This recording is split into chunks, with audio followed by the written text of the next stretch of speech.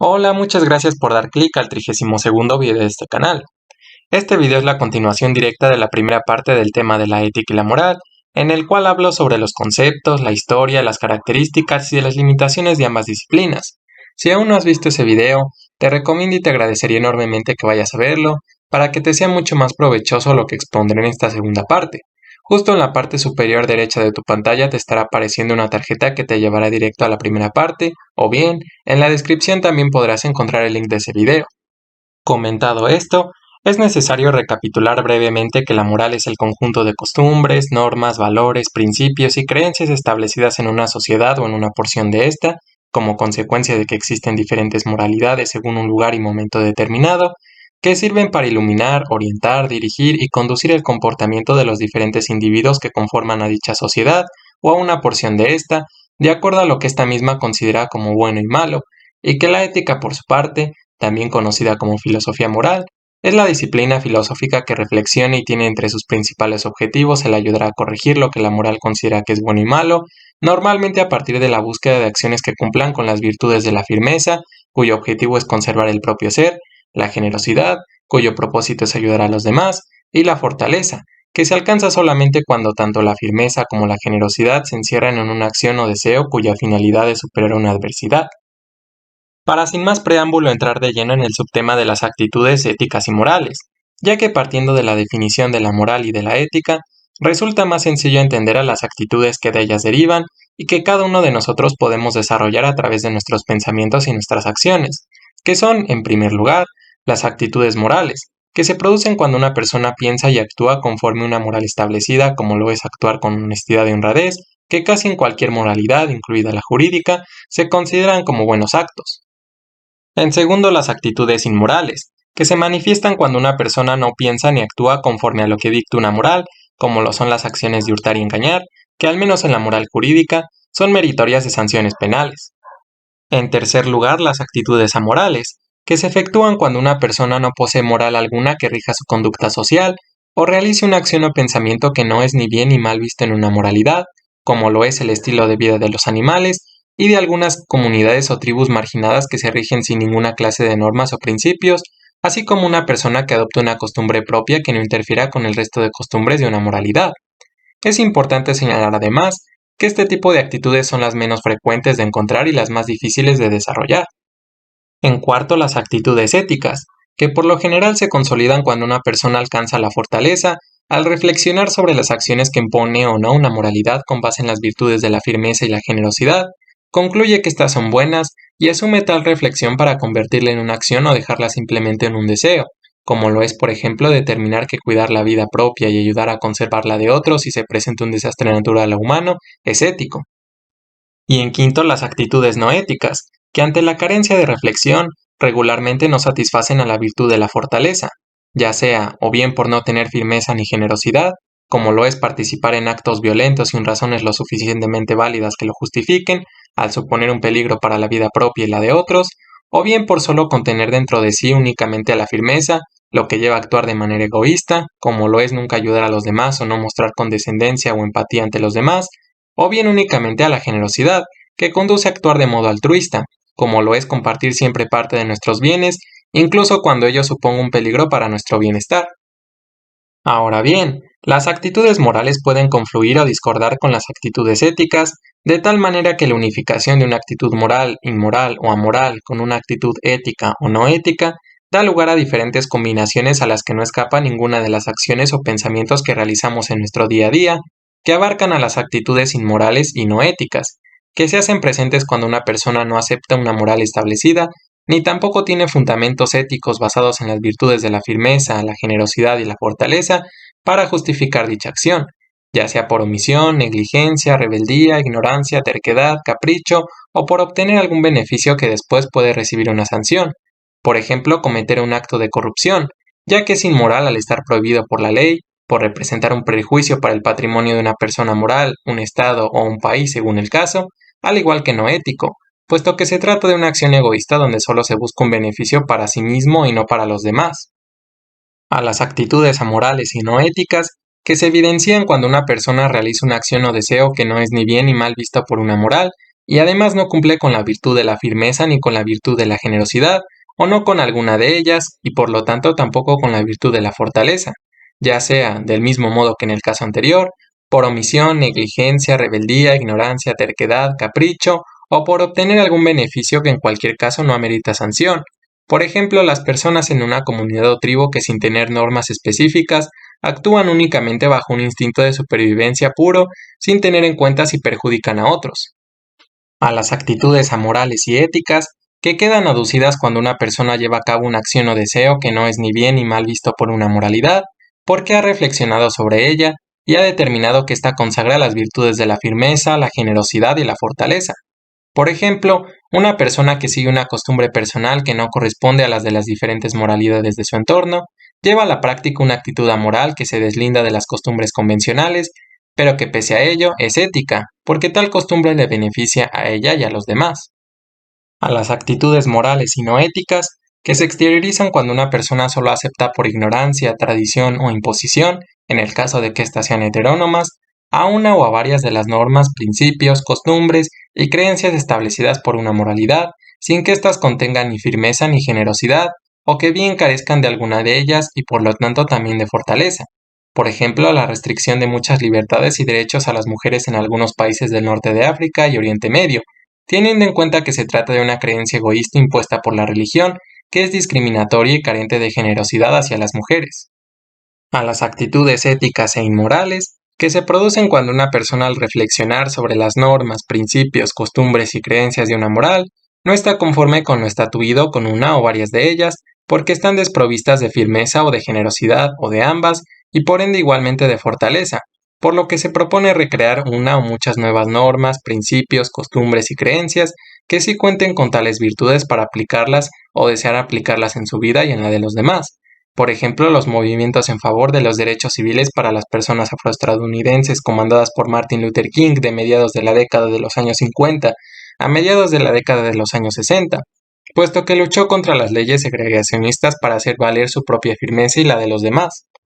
Y por último, las actitudes éticas y morales, consideradas las acciones perfectas a las que deberíamos buscar aspirar, que se enuncian cuando una persona reflexionando sobre una moral establecida está de acuerdo con una o varias de las normas, principios, costumbres y creencias de la misma, porque satisfacen o poseen dentro de sí a las virtudes de la firmeza, la generosidad y la fortaleza. Por ejemplo, no conducir mientras se maneja en un estado de ebriedad es una acción moral debido a que es bien vista socialmente, porque es un acto de responsabilidad que busca no afectar a otros, y también es ética, porque se cuida la vida propia y la de los demás. Por otra parte, la ética y la moral se enfrentan a diferentes problemas. Para empezar, recordando que la moral busca un beneficio colectivo social, cuyo objetivo es que se lleven a cabo un conjunto de costumbres, normas, valores, principios y creencias en el comportamiento fáctico y cotidiano de los seres humanos, los problemas morales tienen que ver en primera instancia con la creación de las normas y principios que conforman a cada una de las distintas moralidades, lo que incluye dotar a estas de características como la heteronomía, que corresponde a normas que son autoimpuestas por la voluntad de otras personas, o de autonomía, que abarca normas que son autoimpuestas por nuestra propia voluntad, al igual que de bilateralidad, que son aquellas normas en las que al cumplirse se espera algo a cambio, o de unilateralidad, que son aquellas en las que al cumplirse no se espera nada a cambio, así como de exterioridad, que hace alusión a las normas que para cumplirse exigen forzosamente una acción, e interioridad, que son aquellas normas en las que no es necesario que se despliegue una conducta para cumplirse, porque basta tan solo con tener la intención de hacerlas, y de coercibilidad, que son normas que debemos acatar en contra de nuestra voluntad, pues de lo contrario recibiremos una sanción por ello mediante algún procedimiento riguroso, o de incoercibilidad, que son normas que aunque se incumplan, no atribuyen una sanción grave en contra de nuestra voluntad, puesto que la sanción máxima que generalmente imputa su incumplimiento es el rechazo social o la prohibición de algún beneficio según la moral a la que pertenezcan. Así, las normas religiosas construidas a partir de los preceptos emanados de una religión determinada son heterónomas, unilaterales, interiores e incoercibles. El sistema de normas jurídicas estructuradas que integran el ordenamiento legal de un Estado son heterónomas, bilaterales, exteriores y coercibles. Las normas sociales en las que se incluyen también las normas familiares e institucionales, que engloban a los ideales, valores, principios y prácticas como reglas de etiqueta, que se utilizan para forjar la manera de ser y comportarse de los individuos, son heterónomas, unilaterales, exteriores e incoercibles, y las normas morales que surgen de los valores que a cada persona se le han inculcado en su núcleo son autónomas, unilaterales, interiores e incoercibles. La tarea de crear normas, además, incluye otros aspectos como establecer la vigencia de las mismas, en lo cual difieren unas de otras de acuerdo también al tipo que correspondan, pues mientras que las normas jurídicas establecen su vigencia y se implementan en un corto plazo, al igual que las normas religiosas con la distinción de que éstas pretenden tener una vigencia imperecedera, las normas sociales y morales no establecen una vigencia clara y se implementan a largo plazo, pues son el producto de las costumbres que se tratan de hábitos o tendencias adquiridos por la práctica frecuente de un acto, y de las creencias, que son afirmaciones que se aceptan como verdaderas independientemente de que lo sean o no, que una moralidad desarrolla a lo largo del tiempo, y que pese a no estipularse de manera expresa como si lo hace una norma, del mismo modo que estas últimas, sí genera un sentimiento de obligatoriedad. Sin embargo, todas las normas, principios, costumbres y creencias de cualquier moralidad, por más excelsas y desemejantes que sean, poseen en común que siempre tienen su fin y su origen en los valores morales, como lo son el amor, la justicia, la responsabilidad, la amistad, la honestidad, la honradez, la solidaridad, el respeto, la integridad y la tolerancia, por mencionar algunos, razón por la cual los valores son el fundamento y esencia de toda moral. Por ejemplo, la tradición de celebrar el Día de Muertos tiene su origen y su consumación en el valor de la convivencia. La norma "deberás amar a tu prójimo" se reduce a actuar con amor teniendo como fin la solidaridad. La norma "debes saludar a los demás" se acota a ser respetuoso y tiene como propósito la armonía. La norma "debes decir siempre la verdad" se simplifica a vivir con honestidad y puede tener diferentes finalidades como la de ser honesto y responsable. Es además este atributo que comparten todas las normas, principios, costumbres y creencias, junto al hecho de que no existe una moralidad universal y por lo tanto, una persona puede vivir con una doble, triple o hasta cuádruple moral, es decir, con dos o más sistemas o conjuntos de normas que pueden ser incongruentes entre sí, lo que da pie al segundo tipo de problemas morales, que son los que se presentan en situaciones en las que nos enfrentamos a un dilema o disyuntiva en el que se conflictúan dos valores de igual importancia, o en otras palabras, a circunstancias en las que debemos elegir nuestra forma de actuar entre dos opciones donde están presentes dos valores, que al ser el tipo de problemas que se manifiestan de manera más habitual, nos posibilita concluir que los problemas morales son principalmente prácticos, pues se tratan de dilemas que en términos simples proceden de la cuestión ¿qué debemos hacer?, cuya solución queda coartada a dos opciones, que son o bien actuar de una forma específica, o bien actuar de otra forma específica que por lo general es contraria a la primera, o se trata de una omisión, por lo que demandan una acción caracterizada por ser de carácter personal, inmediata, y en la gran mayoría de ocasiones por tener que afectar forzosamente a otros o a nosotros mismos sin que lo podamos evitar, por lo que no se puede aplicar la ética convencional que busca consagrar las virtudes de la firmeza, la generosidad y la fortaleza para resolverlos. Por ejemplo, si no hemos cumplido con algún compromiso contraído que se puede justificar mediante una mentira o chantaje, de modo que no se nos culpe por nuestra falta, se nos presenta el dilema moral acerca de qué deberíamos hacer. ¿Deberíamos mentir para cuidar nuestra integridad? ¿O deberíamos buscar resarcir nuestra falta de alguna forma? ¿O simplemente ser honestos y aceptar nuestra sanción o consecuencia, aunque ello suponga poner en peligro nuestra integridad? En el que se manifiesta una confrontación entre el valor de la honestidad y la integridad. No obstante, cabe aclarar que si bien, en este hipotético caso, caer en tal dilema sería consecuencia de nuestros propios actos, pueden existir otros en los cuales tengamos que afrontarnos aún sin que nosotros lo hubiéramos deseado o provocado. Tal es el caso en el que, por ejemplo, un amigo nos pide guardar en secreto algo grave que hizo y nos cuestionamos qué deberíamos hacer. ¿Deberíamos cumplir con el favor que nuestro amigo nos pidió e indirectamente agravar el daño a las personas que se vieron o se pudieron ver afectadas por tal perjuicio para no perder su amistad? ¿O deberíamos ser honestos y confesar lo que hizo, sabiendo que ello implica que recibirá una sanción y perderemos su amistad, en el que hay una confrontación entre el valor de la amistad y la honestidad?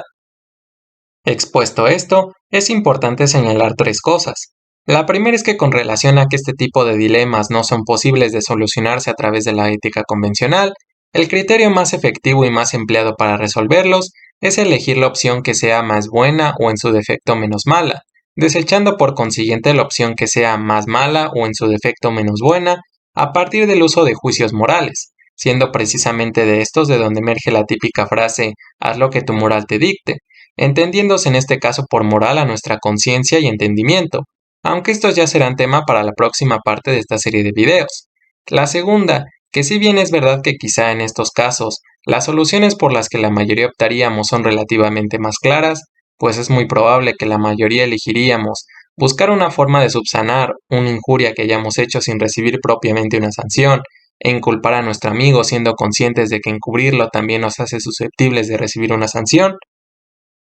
Existen otros dilemas mucho más complejos y abrumantes, como lo es por ejemplo una hipotética situación en la cual debemos decidir entre acudir a una reunión de trabajo que nos garantiza subir de puesto, conociendo de antemano que se trata de una oportunidad que difícilmente se repetirá, o asistir a una reunión familiar de gran significancia como una boda, que jamás se repetirá y en la que además desempeñaremos una función importante, en el que hay una pugna entre el valor de la integridad y el valor del amor, en este caso por la familia e incluso algunos más extremos en los que se puede o se tiene que poner en juego la vida de otros. Y la tercera es que por ahora vale la pena centrarse en que estos problemas generan cuestionamientos más globales, como si debemos decir siempre la verdad, o si es válido que en ocasiones mintamos para no perjudicarnos a nosotros mismos o a los demás, o si debemos actuar obteniendo siempre un beneficio propio, de las que luego ya la ética tiene relegado a reflexionar. Y por otro lado, rememorando que la ética busca un beneficio individual o personal, cuyo objetivo es funcionar como un medio para crecer personalmente, así como para enjuiciar, reflexionar e intentar corregir a las distintas valoraciones construidas por la moral, los problemas éticos se caracterizan por tener un carácter tanto personal como social, pero inclinándose especialmente por estos últimos, ya que las reflexiones que desempeña son para todos, discurriendo sobre situaciones que a todos nos pueden ocurrir, del mismo modo que por sus reflexiones, que son teóricas reflexivas, al no solicitar realizar ninguna acción, y objetivas, debiendo necesariamente desligarse de los sentimientos y afinidades hacia las situaciones que se reflexionan.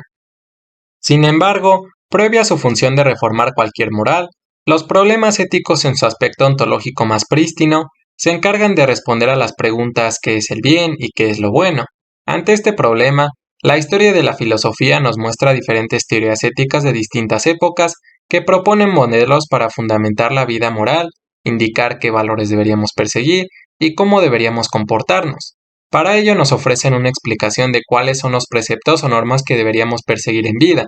Por ejemplo, compórtate tal como te gustaría que se comportaran contigo, haz lo que te beneficie a ti y a la mayoría, o realiza acciones que te hagan feliz a ti y a los demás, valiéndose de principios como el conocimiento, la virtud y la felicidad, el placer, la utilidad, el deber, la destrucción y la reconstrucción, y el humanismo, correspondientes a las teorías del intelectualismo moral de Sócrates, el eudemonismo de Aristóteles, el hedonismo de Epicuro, el utilitarismo de John Stuart Mill, el formalismo de Immanuel Kant, el vitalismo de Friedrich Nietzsche y el existencialismo de Jean-Paul Sartre, respectivamente, que son las más reconocidas. Aún así, pese a sus diferencias, siguiendo la tónica de las normas, costumbres y creencias de la moral, casi todas las teorías éticas tienen en común que incluyen implícita o explícitamente a las virtudes de la firmeza, la generosidad y la fortaleza que propuso Baruch Spinoza en su forma de concebir a la ética. Esto debido a que Spinoza se inspiró en las teorías de Sócrates, a quien se le atribuye la creación de esta disciplina, y la de Aristóteles, al igual que por algunas ideas de Platón, y a la posteridad sirvió de inspiración para las teorías éticas que le sucedieron. Asimismo, luego de dar respuesta a la pregunta ¿qué es el bien?, los filósofos a través de sus teorías éticas se confrontan en primer lugar al problema de la esencia del acto moral, que intenta precisar qué es propiamente lo moral y en qué se distingue de otras formas de conducta humana, al igual que lo que sucede cuando se hace algo malo, entre otras cuestiones. Después al problema de la libertad y la responsabilidad, pues solo tiene cabida hablar del comportamiento moral cuando los sujetos son libres y responsables de sus actos, para lo cual dentro de este rubro igualmente caen los problemas relativos a la autonomía y la heteronomía moral, luego al problema de la obligatoriedad moral, donde se estudia cómo se debe comportar el ser humano, cuál es su deber delante de una situación y cuáles son las repercusiones de no hacerlo debido. Posteriormente el problema de la realización moral, para lo que es necesario estudiar qué ventajas tiene comportarse bien, no solo para una persona en lo individual, sino para toda una comunidad, así como explicar cómo se hace el bien y qué dificultades tenemos para realizar el bien, y finalmente el problema axiológico que analiza cuáles son los actos que se consideran valiosos y qué actos son apropiados, los cuales se pueden resumir en responder a la pregunta ¿cuál es nuestro deber ser? A su vez, los problemas éticos se agrupan dentro de dos grandes divisiones. La primera de los problemas individuales, que engloban a conflictos en los que se reflexionan asuntos que conciernen a la naturaleza de la conciencia, de la obligación moral, de la felicidad, de la satisfacción, de la virtud, la libertad, la voluntad, la acción y los medios y los fines que forman parte de la conciencia individual. Y la segunda de los problemas colectivos, que involucran a toda la sociedad, como lo son los conflictos de la justicia, la paz, el egoísmo y el altruismo, el amor y el odio, la educación, y otros que suceden cuando se hace el bien o el mal colectivamente, que por supuesto comprenden también a la búsqueda de normas, principios, costumbres y creencias que pertenezcan o no a los diferentes constructos de las moralidades, que no satisfagan a las virtudes de la firmeza ni la generosidad, o que carezcan de alguna de ellas y por ende también del deber de la firmeza. Cabe precisar en este punto que la ética, al proponerse realizar reflexiones objetivas sobre los diferentes componentes de las distintas moralidades, que incluyen a las normas, principios, costumbres y creencias de estas, utiliza la ética del filósofo racionalista Baruch Spinoza para reflexionar sobre dichos componentes, en adición a lo antes mencionado, por el hecho de estar basada en el método geométrico de René Descartes, que confirió a la ciencia de la lógica y la exactitud de las matemáticas, y ergo impregnar la universalidad característica de la ciencia a la ética, que permite identificar perfectamente qué tan buenos o malos son todos los componentes de cualquier moral, ofreciéndonos una verdad completa de los mismos, es decir, una descripción de ellos tal cual son, por su capacidad adaptativa que posibilita someter a reflexión a cada uno de ellos desde tantas perspectivas como se considere necesario, valiéndose para ello de una correcta investigación, preferentemente con estadísticas fidedignas, de cada perspectiva, que vendrían a ocupar el lugar de las evidencias científicas. Y aunque varían según la época y el lugar del componente específico del que se hable, estas se pueden resumir en la perspectiva de la conservación del ser, en la cual se evalúa qué tan bueno es un componente para el bienestar y la salud física, mental y psicológica, y en cierta forma la dignidad de uno mismo y la de los demás. En la perspectiva de la libertad y la dignidad, donde se califica que también un componente satisface una necesidad social y la calidad de vida de las personas, así como la capacidad de elegir lo que cada uno desee dentro de ciertos límites que también integra la dignidad. En la perspectiva económica, donde se dictamina qué tan bueno es un componente para la economía de una sociedad en general y qué tanto erradica o fomenta la desigualdad entre clases, ya que históricamente la ética ha tratado de velar por los intereses de sectores vulnerables o marginados. Y para finalizar en la perspectiva social y cultural, donde se determina si los impactos que tiene un componente son positivos o negativos en otros ámbitos, como lo pueden ser definir si erradica o fomenta la violencia y la discriminación, o distinguir qué repercusiones tienen la naturaleza, el medio ambiente y otros seres vivos, entre otras, que según se considere pueden convertirse o no en otra perspectiva. Lo que evidentemente la hace diferenciarse de otras teorías éticas en las que es fácil incurrir en reflexiones subjetivas, dado que no describen con totalidad qué tan buenas o malas son las edificaciones morales, sino que más bien realizan propuestas de cómo deberían ser, aunque no por ello estas pierden aplicación para solucionar qué tan convenientes son o no de seguir, puesto que sirven para complementar a la ética de Spinoza como se verá a continuación. Pues si por ejemplo reflexionamos sobre si la costumbre de consumir bebidas alcohólicas es ética, encontraremos discrepancias en cada una de las perspectivas anteriores, comenzando por la perspectiva de la conservación del ser, en la que no se satisface la virtud de la fortaleza, porque incluso la más mínima ingesta de alcohol es mala para la salud propia y la de los demás. Sin embargo, si reflexionamos desde la perspectiva del derecho a la libertad y la vida digna, sí se cumple con el deber de la fortaleza, porque sería valer la libertad propia y la de otros para decidir si consumir alcohol o no, además de que ésta no representa un agravio mayúsculo en nuestra calidad de vida, siempre y cuando el consumo sea moderado. Y por su parte, desde la perspectiva económica, se consolidaría parcialmente la virtud de la firmeza, porque pese a que la venta del alcohol genera empleos e incentiva el flujo del dinero para nosotros mismos y los demás, puede objetarse que su consumo incrementa la desigualdad en las familias de bajos recursos, que son más proclives a consumir bebidas alcohólicas desmesuradamente y por tanto ver afectadas sus actividades cotidianas ante la falta de educación y un seguro de salud universal gratuito de acuerdo al lugar que tratemos. Y desde la perspectiva social, tampoco se consagra del todo, si consideramos que el consumo de alcohol promueve la convivencia y hasta cierto punto es benéfico para nuestro estado anímico y el de los demás, pero al mismo tiempo desemboca muchos tipos de violencia y un porcentaje importante de accidentes viales, aunque esto, una vez más, sería consecuencia del consumo nocivo del alcohol y no del consumo del alcohol per se. Por lo que frente a tales diferencias, y teniendo en presente que la ética de Spinoza funciona exactamente igual que la ciencia, únicamente explicando en su totalidad a los fenómenos de la realidad que estudia, es después de reflexionar donde tiene cabida aplicar alguna otra teoría ética que nos proponga cómo hacer uso de esta información en beneficio de la sociedad, siendo en su mayoría el utilitarismo, que a partir de estadísticas precisas elige si un componente es bueno o malo de acuerdo con lo que se beneficia al mayor número de personas, y el eudemonismo aristotélico, que en función de la cantidad de vicios y virtudes que contiene un componente, decide si es bueno o malo para aplicarse, las más utilizadas. Por lo que para esta reflexión, ante la ausencia de estadísticas, es conveniente concluir basándonos en los vicios y virtudes que podríamos hallar en esta reflexión escueta, que consumir alcohol de manera moderada es ético, y que consumirlo de manera excesiva no lo es, aunque esto claramente a expensas de lo que arrojarán los datos de una investigación seria, teniendo en cuenta que esta reflexión es, viendo necesario hacer hincapié,